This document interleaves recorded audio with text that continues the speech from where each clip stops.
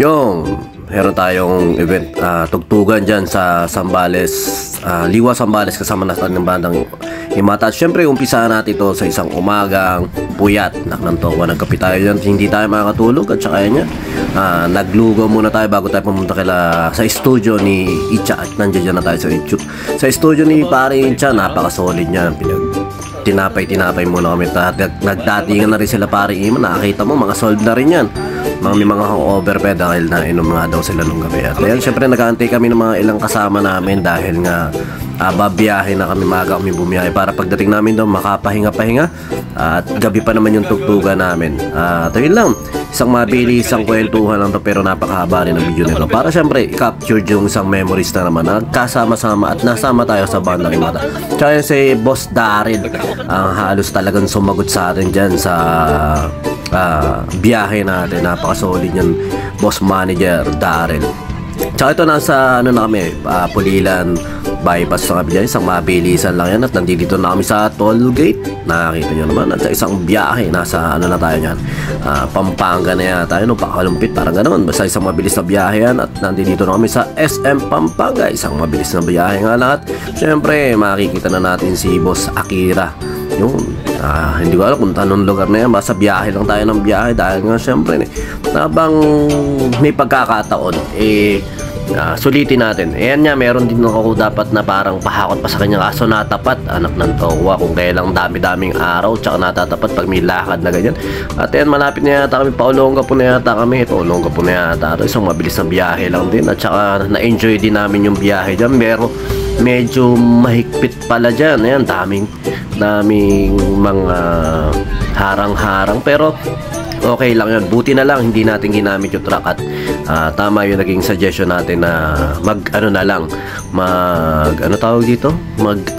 lang ng sasakyan. Napaka enjoy natin yung pagkakataon yun. At saka yun nga, siyempre thankful tayo kay Lord dahil kahit na low budget lang tayo, nakakasama tayo sa mga gala-gala trip na ganyan, sa mga alakwatsa na ganyan.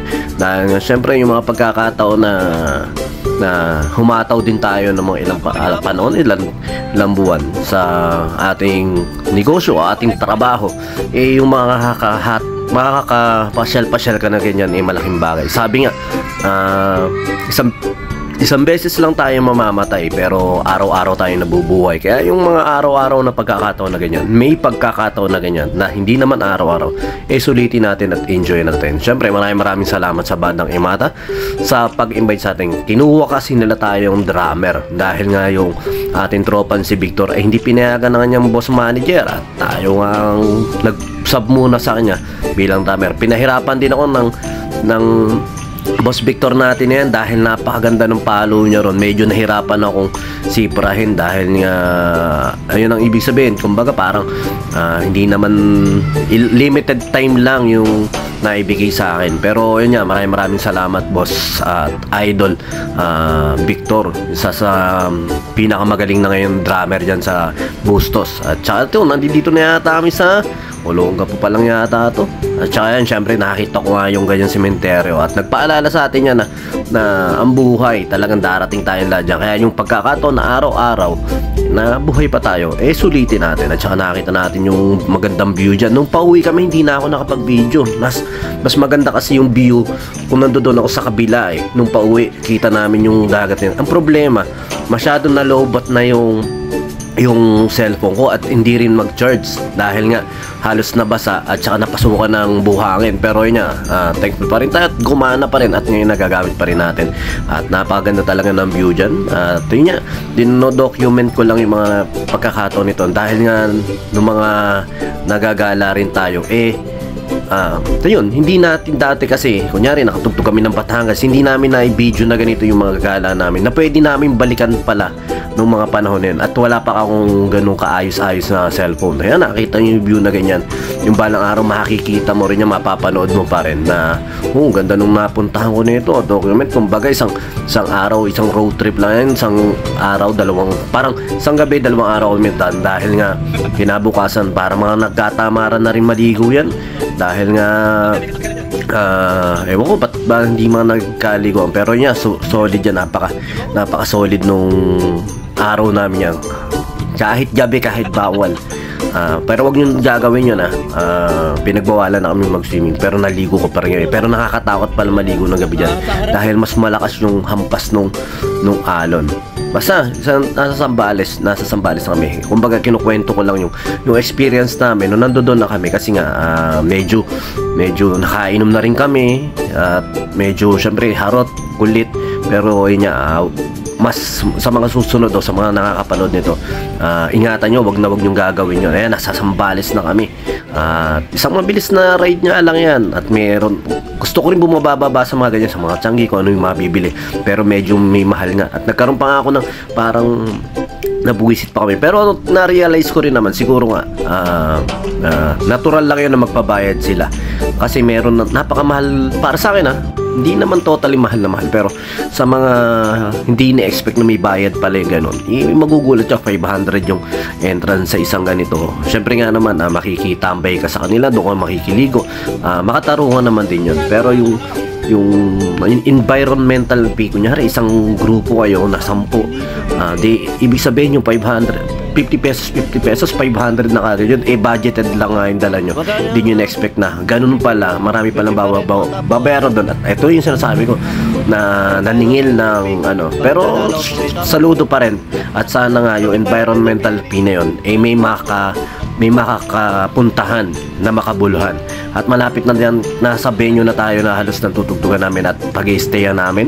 At meron din kami naging konting problema dyan dahil hindi kami nagkaintindihan doon sa pakikipag-parking namin. Dahil humanap kami ng parking, ang nangyari, hindi naman inabiso sa amin na babayaran namin yung pag-i-stay doon. Ibig sabihin, kaya nga kami humanap ng parang pay parking lang, para makalibre yung mga kasama namin na di naman kami nag-camp doon sa lugar na yun, sa tapat nung pinaka-istayan namin. Di kami nag-camp kasi nga napakadami rin namin. Yung ibabayad namin sa camp na tigpa 500, ang gagawin na lang namin, syempre bibili namin pagkain namin, pag-alak namin, dahil hindi kami dyan natulog kami sa tabing dagat. Doon kami nag-camp, doon kami nagtayo ng tent.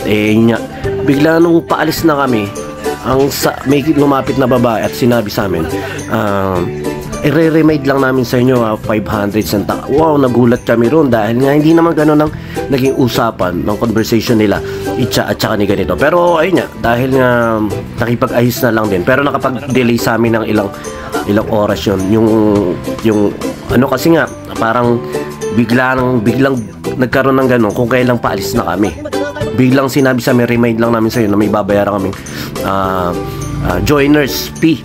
Hindi nga kami doon nag-camp, hindi nga kami doon natulog. Kasi nga, dyan nga kami natulog sa may, at dyan na tayo sa may pinaka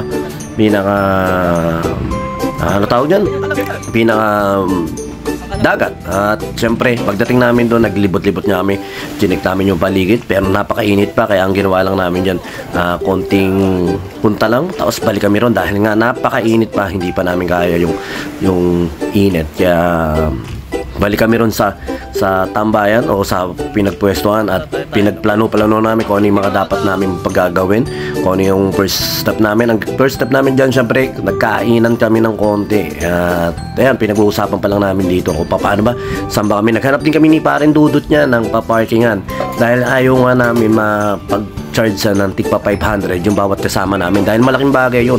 Imbis na syempre pang-iinom at pangkakain namin yun, ganun pa rin. At ganun din pa rin nangyari kahit paano, pinagbayad pa rin. Pero naka-discount kami, kinausap na nila yung organizer. At saka syempre maraming salamat sa Kulay Outdoor sa production na yan. At yan na, syempre food trip tayong konti dahil nga medyo gutom na rin ang lahat. At simple lang naman dala namin. May dala pa kaming hotdog dyan, may dala kaming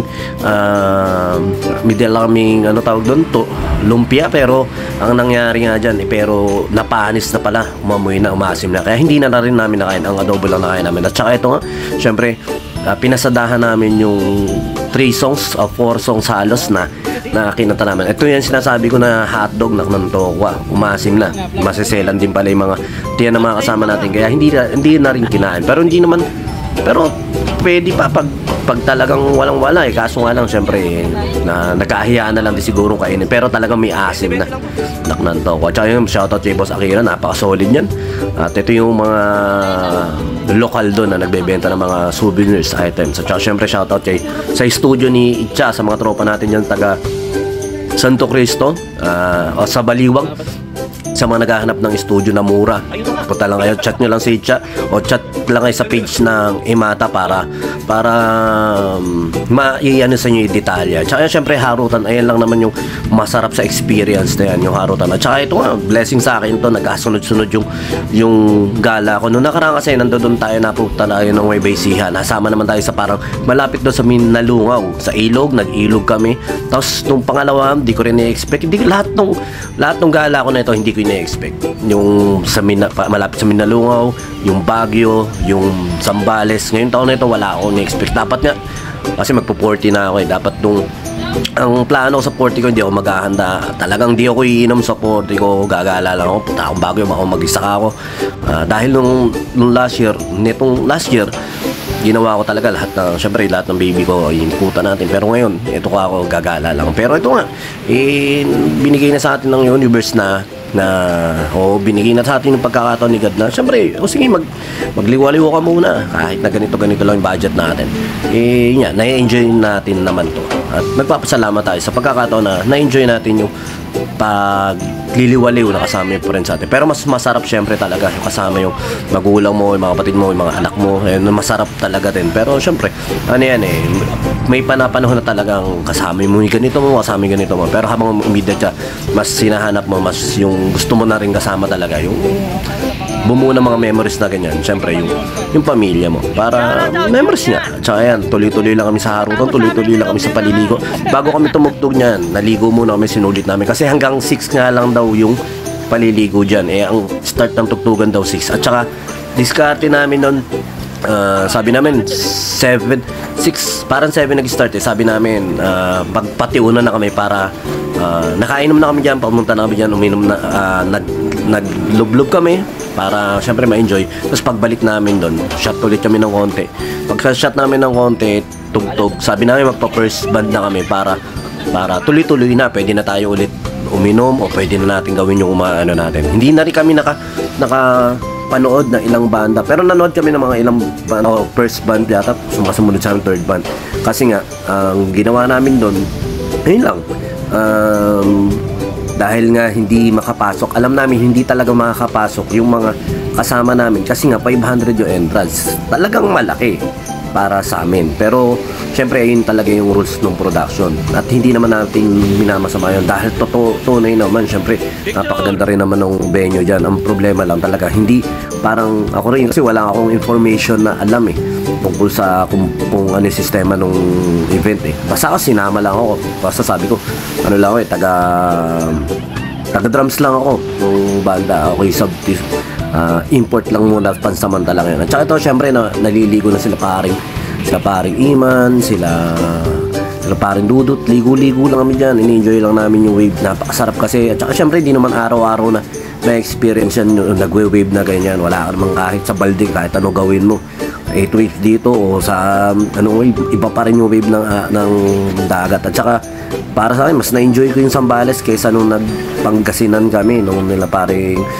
Dani. Pero mas masaya rin doon dahil kompleto yung tropa nun Ito ilan lang kami banda. Tropa nun, doon lahat sila paring Eli, sila paring Iman, sila paring Kenneth, shoutout sa kanino. Siyempre, na-miss din namin kayo. Una yun, na-miss din namin kayo kasama sa ganyan. Kaso nga lang yan na isang tugtugan lang naman yan at hindi tayo kakasal sa isang band. Ayun, sa mga susunod sana magkasama-sama tayo ulit sa mga alakwatsa natin na ganyan. At saka ayan lang, in-enjoy natin talaga yan. Napakasarap na experience. Pagkatapos sa amin maglubog, ito na nakapagligo-ligo na kami dahil nga preparation yan para sa pagtugtog na namin.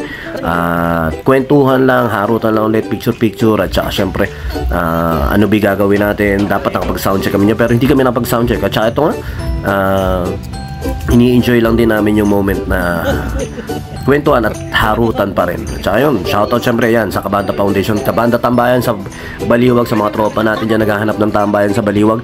Ayan, kila Boss Daryl at saka kay Boss paring Iman, napaka-solid yan. May kainuman ka na, may katambayan ka pa. At nakakita nyo naman, ayan ang trademark ng Imata PH Panort. www.imata.com. Ayan, palike po yung page siyempre ng Imata sa mga tropa natin dyan. Yung mga composition ng mga banda may composition sa Baliwag, supportahan po natin.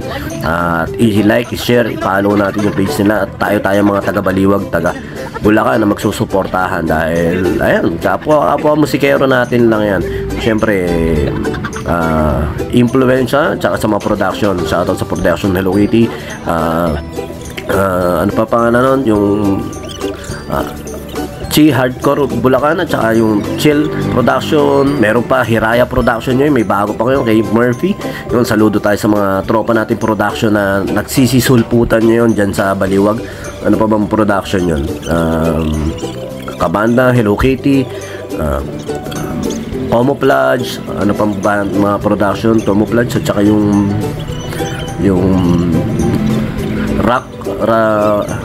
Rock Ed, yan, Rock Ed Production, pati Maldita sa Baliwag din, mga tropa din sa Baliwag yan, mga suporta natin, lahat ng production nag-e-exist sa Baliwag. O sa dito lang sa Bulacan, suporta natin. At saka yun, sa mga tropa natin na banda nagsisimula lalo sa mga bata, i-push nyo kung ano yung genre na gusto nyo. O lahat ng genre, daanan nyo para lahat malawak-lawak yung influensya nyo sa paggawa ng music. Basta napakasarap. Ayan lang maiiwanan natin sa mundo, yung musika natin. Ayan lang yung may ko-contribute natin bilang musikero dito sa mundo. Pare, talaga. Rin mo. Ayun pala yung lamang ko. Nakakita mo yung lamang. Masama na talaga loob ko eh. Kung hindi mo nakakita, sabi ko sa'yo, pare, wag kang gagalaw eh. Pare, ba't mo tatanong pala dito? Pre, minum lang ako. Ang sakit ng pito. Hindi, pre, ang over lang yan. Bigyan natin din ako. Di ba virtual yan? Web. So yun guys, buo na kami. Yun Medium. Import, meron talaga tayo import at saka dalawa yung original. Ang pinaka-original na pan sa amin, si Kaloy. Kaloy. Number one pa na Imata, isang beses pa lang makakatin.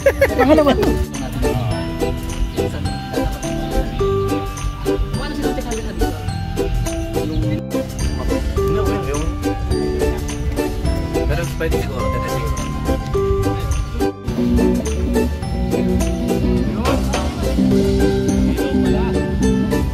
hindi pa pwede sa ano yan, sa power bank.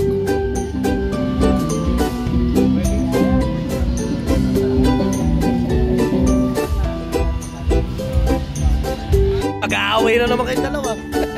Yun, tinapos na namin yung content shot at syempre nilandiyan na kami sa pwesto ng tugtugan at syempre konting video konting patunog-tunog. Tinignan lang namin kung okay yung tunog namin pero hindi nga okay yung tunog namin dahil nga medyo nagka-problema kami ng konti sa sound system. Pero saludo pa rin dyan sa syempre sa Kulay Outdoor Production. Yan, kila Sir Baluyot, maraming salamat sa pag-imbita sa bandang Imata at saka kay Sir Tandan Ilagan yon. Tsaka siya nandiyan din si Empoy. Medyo hindi na namin nakaka-banding kasi nga medyo tawag doon.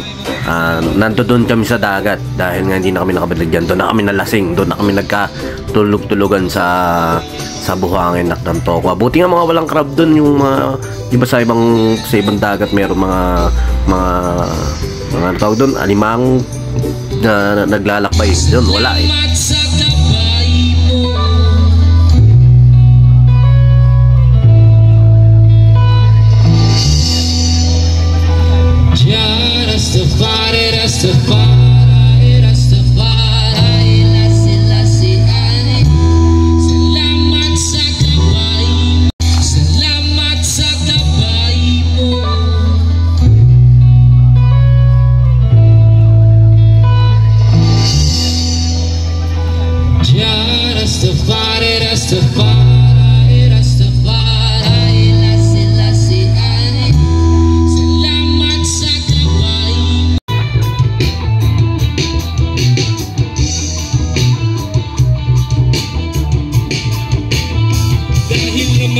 Gusto ko ay gumawa ng mga pusit.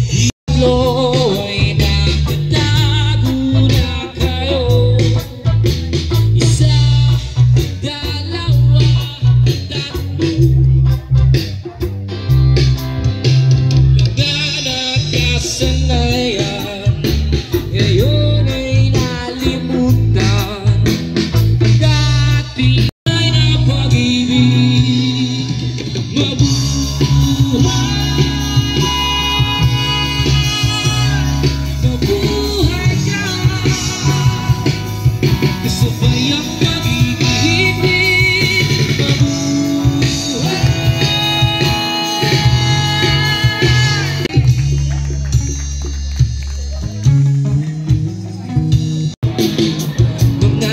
na siyang papalit sa mga sulot ng iyong labi.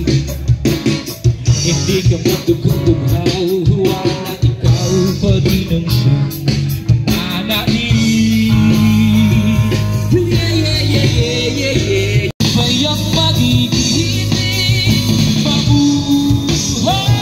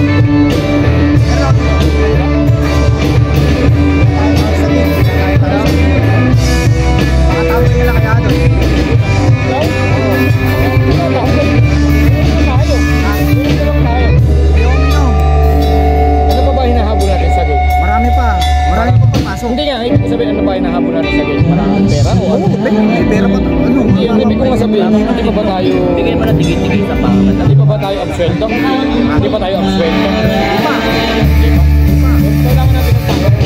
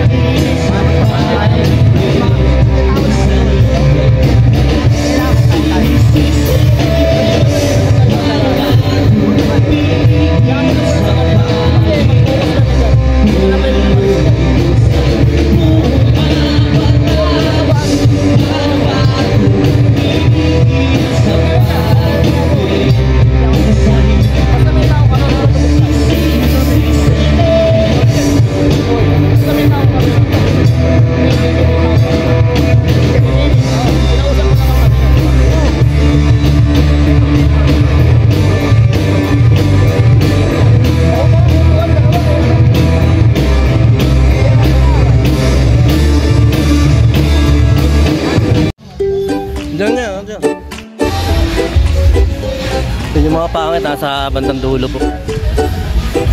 Papunta na po kami Tanawan Ilog. Yo, pagkatapos nga namin tumugtog, balik dagat na kami dahil dyan nga kami mag-shot. Dahil nga na first band na kami at ang nangyari haron medyo nagkaroon kami ng konting problema sa sound system dahil nawala yung mic at medyo hindi rin namin marinig ang isa't isa. Pero okay lang yun. Ayun ang karaniwan nangyayari pag first band ka. Ikaw yung parang pinagpapractice ang timplahin ng sound tech. Kaya una pa lang, sabi ko mga 5:30, request tayo ng sound check dahil nga kami una para kahit papano pagsalang namin doon na sound tech na natimplan na nila yung tugtugan namin. Pero ang nangyari nga, hindi nga ganun dahil gusto nila mag-start. May 7 na mismo ang start ng tugtugan o pahinga yan. 7. At ang nangyari nga, habang tumutugtog kami, doon nagkaroon ng problema. Kaya marami talagang banda na dadala na maging first band kasi nga ganun yung naging approach ng mga sound system. At ayun ang sana ma-improve din sa mga susunod na event. Pero saludo pa rin syempre sa production ng Kulay at saludo sa nag-effort na i-organize yung mga ganyang event kasi nga napakahirap din naman talaga mag-organize ng mga event at saka lalo ni Ken. Pero dahil nga may core group sila, suportahan ng mga tropa yan, kaya saludo sa production na yan.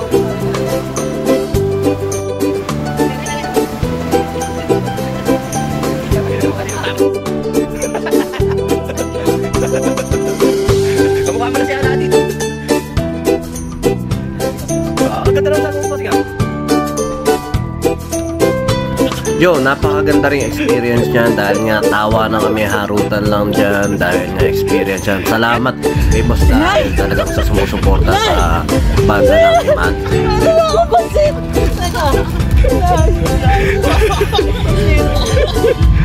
Pare, ano mo, mount-to-mount mo.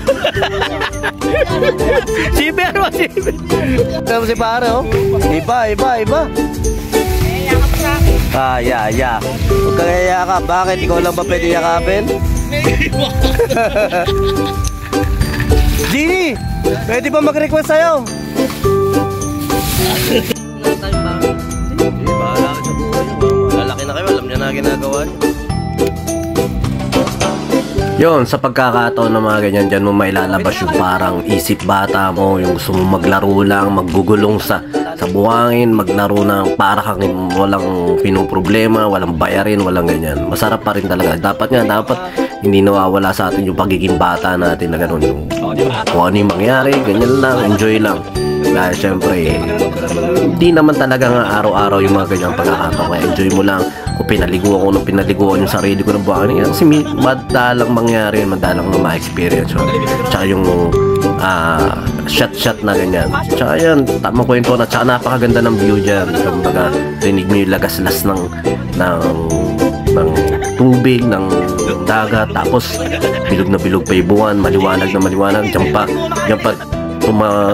nagkakwentuhan din kami ni Cha tungkol sa Bible, tungkol sa mga ganito. Lumalalim yung kwento pag mga sa mga ganyang pagkakataon.